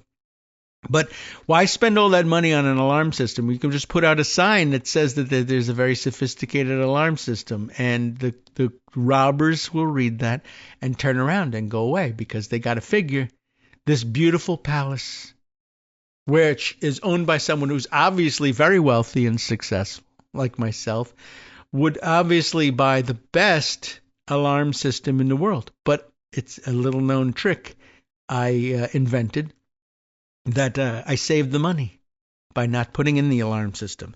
And I saved the money likewise here by not putting in the secure communications, because I'm just going to tweet from the plane anyway. Okay. So Garrett continues, in fact, the full security bubble around a president is literally impossible to quantify since so much of it is classified, but we know that it involves at least 5 levels of airborne protection. And I was thinking we would have 10, as a matter of fact, just because 5 times 100 is 10. And I like 100 more. The Boeing 747, commonly used as Air Force One itself, is a 40-year-old and increasingly unreliable plane, specially designed, apparently, heavily secured, American-made airplane with classified defensive capabilities that likely include electronic warfare, anti-missile, and high-performance tweaks. There are 2 of these planes officially known as VC-25s. That's the military designation. Then, when the president travels, we also fly a backup plane, either the other VC-25 or one of the blue and white Boeing 757s known as C-32s, typically used by the vice president or secretary of state. Whenever or wherever the president travels as needed, the military also sends the green and white helicopters known as Marine One. Yes, they do that. This, in and of itself, is an extraordinary effort. The United States is the only country in the world that provides full helicopter lift capability to its head of state when traveling abroad. To put that another way, every other country's head of state flies on the host nation's helicopters when he or she travels abroad. That in itself tells you how extraordinary the lengths are to which this country goes in securing its president's travels. So that throwing it out for the benefit of That's very luxurious is that much dumber sounding when you know that. But the airborne protection doesn't end there. There's all this other stuff that the U.S. government doesn't talk about or acknowledge. Overseas, when the president travels, the U.S. also typically deploys one of the presidential doomsday aircraft. The Boeing E-4B planes, also modified 747s and officially known as the National Airborne Operations Center. These planes, traditionally based at Offutt Air Force Base in Omaha, are specially designed to run nuclear war from the sky for up to 3 days continuously before being forced to land. I guess they can refuel in the air. This is if everything on the Earth is on fire in a nuclear war, the president gets to fly around it, continuing to light things on fire. That, I don't know. That was at one point deemed an important thing to do. And there's still more. Wait, there's more? Yeah. Go on and tell. Wait, there's more. Do you want to hear? Yeah, I'd love to hear this. Traditionally, the U.S. has also relied upon a secret fleet of unacknowledged planes. We don't have these. Smaller, unmarked Gulfstream jets that are positioned at alternative airports close to the president's destinations that could serve as emergency backup evacuation options. Okay, so in the movies, the terrorists have blown everything up. Olympus has fallen again. I can't believe it. And this time they thought, let's blow up the plane so that the president can't escape so that we can totally, definitely kill him. Well, as it turns out, that won't work either because there are these smaller unmarked Gulfstream jets so that you won't know which one to blow up, positioned at alternative airports close to the president's destination that could serve as emergency backup evacuation options. Got it? For decades, this secret fleet of presidential planes known as C-20s. So if you go somewhere, there's the VC-25 goes, a C-32 or 10 or 15 of them go, the E-4B goes, the C-20s go, all of them. That's why it costs so much for him to travel everywhere. All of these could be used to land on runways half the length of the larger presidential aircraft and, specifically, had the precise landing requirements of the 5,100-foot runway at the hidden private runway adjacent to the presidential bunker at Mount Weather in Berryville, Virginia. Okay, that's a lot of secrets. Don't go there, everybody. The idea of putting at the center of all those rings of protection and secure communications a plane that has been under the control of a foreign government for more than a decade is unconscionable, both from a counterintelligence perspective and from a physical security perspective. But what if we just give it to a company and say, clean it? Just make sure it's clean. And suppose they can do that and do it in one day. What if we did that? Oh, all right then. To begin to even mitigate that risk, from an eavesdropping, tracking, cybersecurity, or sabotage standpoint would involve stripping the plane down to the equivalent of the studs. But even then, I wouldn't put a U.S. president on that plane. Any decent foreign intelligence agency would, in fact, assume that you would strip the plane to the studs and so would work to hide any eavesdropping, tracking, or sabotage exploits somewhere that you wouldn't be able to strip it away easily. And today's planes offer a lot of opportunities for hiding things. Even before you get into talking about physical vulnerabilities or tracking devices, planes today are effectively flying computers. The Boeing 787 and 777 have millions of lines of code. The Boeing 747, being older, has fewer, perhaps only in the hundreds of thousands of lines of code. But how much those matter was illustrated by the two crashes of the Boeing 737 MAX, which experts say happened because the plane lacked 8 specific lines of computer code. Oh no, that does sound bad. But yeah, by the way, yeah, stripping it down to the studs, I assume means all the luxury has to come out. I mean, there's just no way to make this work. None. Sure, we'd scrub and upgrade the new plane's computers, et cetera, but the entire end of the year timeline all but screams, we're going to cut a lot of corners to have this plane ready for Donald Trump's whims. Moreover, Trump's obvious obsession with the idea that this plane represents a palace in the sky indicates that he's going to push to keep as much of the already installed luxury as possible. Increasingly, the risk, or increasingly, but I guess it's increasing, it should be, the risk profile and so-called attack surface. Do you really think he's going to inherit a plane outfitted for a literal emir and then be okay with replacing everything inside with standard government-issued chairs and toilets? Yeah, no, I don't think so. I want to sit where the emir sat to, Anyway, I mean, I didn't even think about the toilets at this point, but okay, sure. Maybe get a new seat for it, or a fur seat cover. I want it made of seal fur. Endangered, please. Yeah, this is a good point. So lots of corners are going to be cut. That's definitely true. He's going to want the same stuff left in there. And, again, this is, I guess, why don't you just ism? If you know nothing about the logistics of a plane like one that should be used for Air Force One, I guess you just think, well, clean it, right? And then there's probably wands you wave around near the walls, and it'll beep, beep, beep if there's a problem device in there. And if it doesn't beep, beep, beep, everything's good. All we need is to find the right kind of beep, beep, beeping device to be sure. I mean, we know nothing about how these things would have to be cleaned and rebuilt from the ground up. It can't work, is what he's saying. It just cannot. Never mind the bribery. It just can't work security-wise. And even if it could, it would take 1 million years to do it.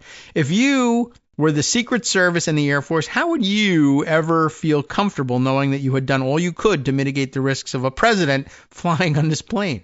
You just have to be one of those. He's going to fire everybody and get loyalists to rubber stamp the thing. And fine, you'll all go down in flames together. I don't care. But why, as a nation, would we ever accept this risk? Well, because it's going to go away with Trump, and the next president will get a real plane. Unless it's, what's his name, J.D. Vance, in which case, by all means, fly on this terrible plane. Why would we ever accept this risk? Trump's been known to be interested in this plane since he reviewed it at Palm Beach in February, so it's not even merely the friendly intelligence services of Qatar that we should be concerned about. Every friendly and adversary intelligence service worth its salt surely has been looking for months now to get aboard that plane. And we don't know anything about who's been on it, right, since it was shown to him. They could have been shopping it to anyone. And again, that's leaving aside that this gift is the single most nakedly corrupt foreign gift to a U.S. president in history. And everyone, everywhere can see that no matter how much, can see that no matter how much Trump, Bondi, or Hegseth tries to pretend otherwise.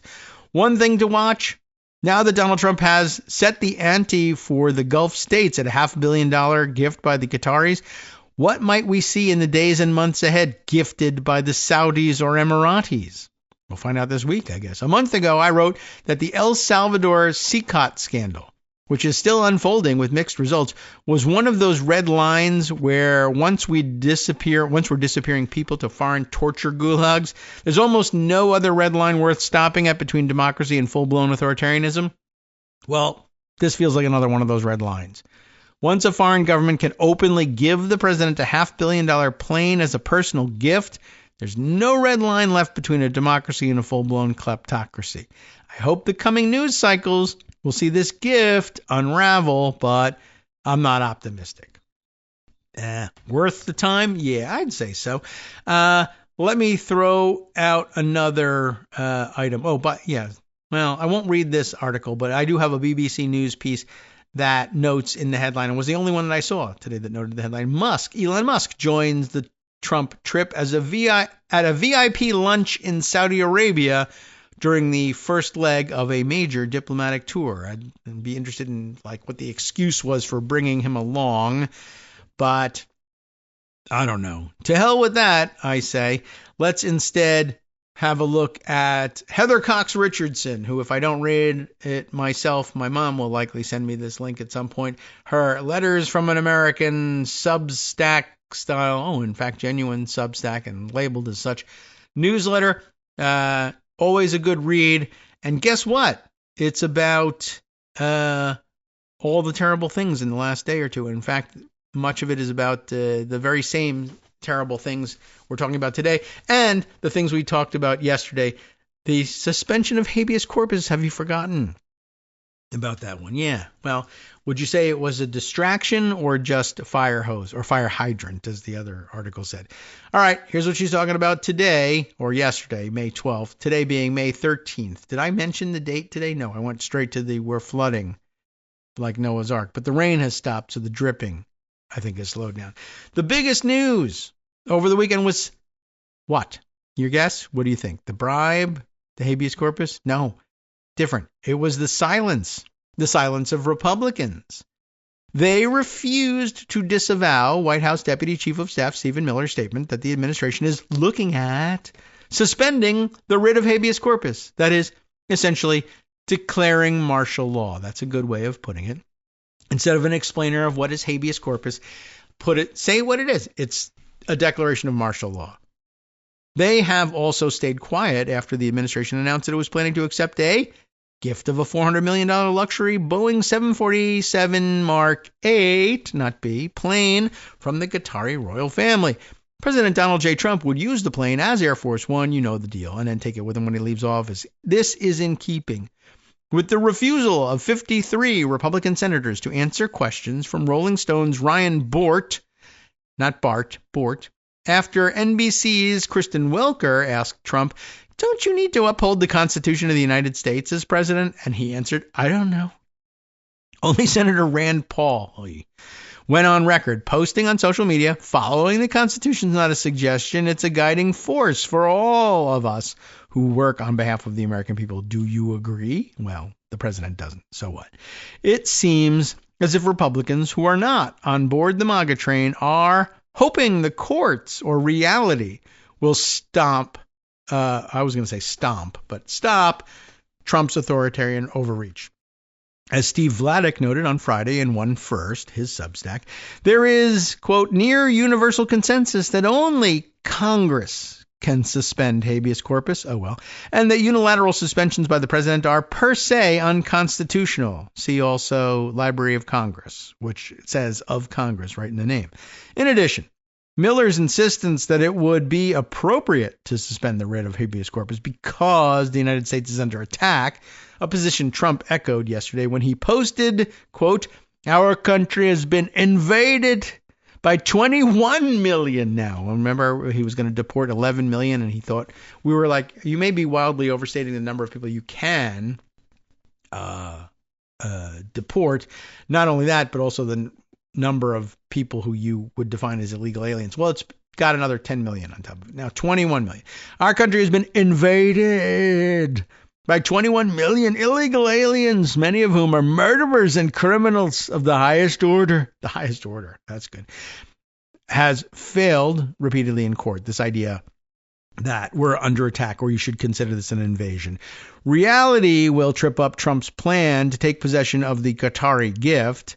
As David Kurtz noted this morning in Talking Points memo, retrofitting the luxury plane with the defense capabilities and security protections necessary for Air Force One will take years, not months. Air Force One is not a specific airplane. It's the call sign given any Air Force aircraft carrying the President of the United States. We already know that. By the way, I wondered, it made me think, what would Trump order if he's faced with this and people tell him the truth? We can't let you on this plane. We can't let you use this plane. It's not secure. Well, why don't you get one of them ones that's secure and take out the seats and the tables and the things and put these cool ones into that? Can we do that faster? I mean, I don't know. I don't know what that entails. Probably no.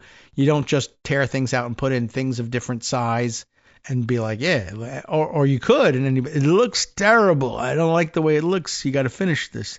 So that may be where reality gets in the way. But it'll be interesting to watch him get angry and melt down about it, or to see whether he announces, "No, we did it. We did it. Get some AI to make some pictures of me in the new luxury thing and put those out and say we did it." That's a possibility. Still, the Republicans' silence matters. Whether Trump's plans are all possible is not the point. He and the members of his administration are deliberately attacking the fundamental principles of our democratic republic. That lawmakers who swore an oath to uphold these principles are choosing to remain silent makes them complicit in that attack. The framers of the U.S. Constitution recognized that democratic government was a new departure from a world in which the world's monarchs made deals, ding ding, amongst themselves. They placed strong guardrails around the behavior of future chief executives to make sure they would not sell the American people out to foreign leaders. No person holding any office of profit or trust under the United States shall, without the consent of Congress, accept any present, emolument, office, or title of any kind whatsoever from any king, prince, or foreign state. Not emir, doesn't say emir. They wrote in the Constitution. An emolument is a payment. Right.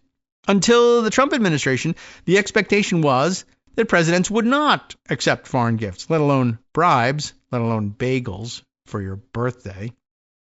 As Jonathan Yerushalmi of The Guardian explained today, which would have been yesterday, U.S. law prohibits presidents from accepting gifts worth more than $480 million? No, just $480 or coins, stable coins.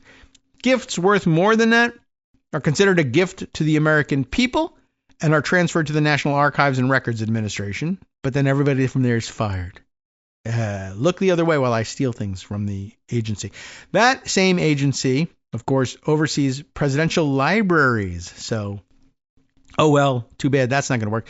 President George W. Bush gave up a puppy that was a gift from the leader of Bulgaria. When he left office after his first term, experts estimate Trump retained more than $250,000 worth of gifts.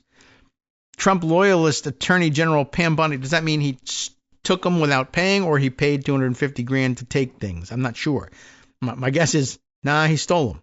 And that's probably just as bad as the classified documents. We focused on those because, yeah, top secret, nuclear secrets, etc. But if he just stole gifts that were meant to be turned over to the archives, well, you can't do that. You have to give them back. What? No, I'm suing you. Trump loyalist Attorney General Pam Bondi and Trump's top White House lawyer, David Warrington, I guess there's a name we should start remembering, signed off, it says here, on Trump's acceptance of the Qatari jet. Oh, well, that's done. They concluded it was an acceptable gift because while it will be exclusively for Trump's use, the Flying Palace will be transferred from the Qataris to the U.S. Air Force and then to Trump's presidential library, and that it is not tied to a specific presidential act. In 2019, Bondi was a registered lobbyist for Qatar, of course, earning $115,000 a month to do it. That's nice. In defending his planned acceptance of that plane, Trump turned the emoluments clause on its head. That, in turn, turned on its head the idea of a democratic republic in which the government rejects the idea of foreign leaders colluding for their own profit, and reached back to that world the framers of the U.S. Constitution rejected. He posted, so the fact that the Defense Department is getting a gift free of charge of a 747 aircraft to replace the 40-year-old Air Force One temporarily in a very public and transparent transaction so bothers the crooked Democrats that they insist we pay top dollar for the plane. Anybody could do that. The Dems are world-class losers. MAGA. That's the sign-off now. MAGA. Anybody can do that, so then do it. In The Bulwark, William Crystal observed, this is the voice of old world autocracy.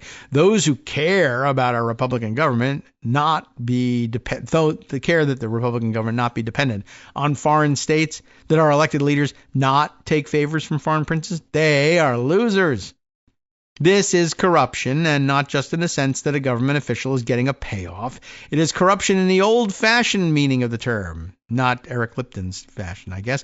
That the body politic is being corrupted, poisoned, by a sickness that must be cured or it will be fatal. That corruption is the old world system of the framers tried to safeguard against, and it is visible anew in the relationship of the Trumps with Qatar. The Trump family's connections to Qatar are long-standing. In 2022, the chair of the Senate Committee on Finance, Ron Wyden, and the chair of the House Committee on Oversight and Reform, that was then Carolyn Maloney, wrote to Secretary of Defense Lloyd Austin asking for information in their ongoing investigations into whether the former senior White House advisor Jared Kushner's financial conflicts of interest may have led him to improperly influence U.S. tax, trade, and national security policies for his own financial gain. Well, sure he did. Kushner, of course, married to Trump's daughter, key presidential advisor in Trump's first term. The letter explained that Qatar had repeatedly refused to bail out the badly leveraged Kushner property at 666 Fifth Avenue, known as 660 Fifth Avenue now. No, they redesignated it so they wouldn't be stuck with the 666. They refused to bail him out back in 2018, but after Kushner talked to Saudi Arabia and the United Arab Emirates and the two states imposed a blockade on Qatar, Qatar suddenly threw in the necessary cash. Now we're good friends with them and they're giving us the planes, notwithstanding the blockade. Isn't that interesting? Shortly thereafter, the Saudi and UAE governments lifted the blockade. Kushner took credit for brokering the agreement. Wyden and Maloney noted that the economic blockade of Qatar may have been used as leverage for that Fifth Avenue bailout, was not supported by other officials, including the Secretary of State or Defense. They warned that Kushner may have prioritized his own financial interests over the national interest. The pursuit of personal financial gain should not dictate U.S. tax, trade, or national security policies. I think they're right. In this administration, the corruption is even more direct. On May 1st, 2025, the Trump Organization cut a deal with Qatari DIAR, a company established by Qatar's sovereign wealth fund in 2005 to coordinate the country's real estate development priorities. Together with Saudi Arabian company Dar Global, which has close ties to the Saudi government, believe it or not, the Qatari company will build that $5.5 billion Trump International Golf Club in Qatar. And then they'll just put his name on it and they'll be like, this is my property. There's a lot more. Heather Cox Richardson writes at some length, of course. And I don't know if we even got to every good part of this, but it sure looks good and interesting to read, along with Garrett Graff's thing. However, we've reached the end of today's program. Time to hand things over to Justice Putnam for his read on events of the day on the West Coast Cookbook and Speakeasy. And we may get a chance. Maybe I'll continue in reading this, and maybe we'll record a little bit of it so that you got something fresh for tomorrow as I travel out to pick up College Boy number 2 at the end of the semester. But first, today, right here on Netroots Radio, Justice Putnam takes you through his list of important stories, including, of course, the one about the most corrupt president. Can you guess who it might be? Well, he's been telling Americans to live in austerity because of his tariffs, and of course, guess what? He's interested in the most expensive private plane in the world being given as a gift. They cover that too. Radio.com. Surprising. You have been listening to Kagro in the morning with David Waldman. Look, you can't give it enough attention. Nothing's ever been this corrupt before. But on the rest of the menu for today, White House correspondents protested the lack of wire reporters on the current Air Force One traveling to the Middle East. Staff rebuffed 2 Trump appointees from entering the Copyright Office the other day. We've got to catch up on that one. And the EEOC in the news today, too. Stay tuned to find out why.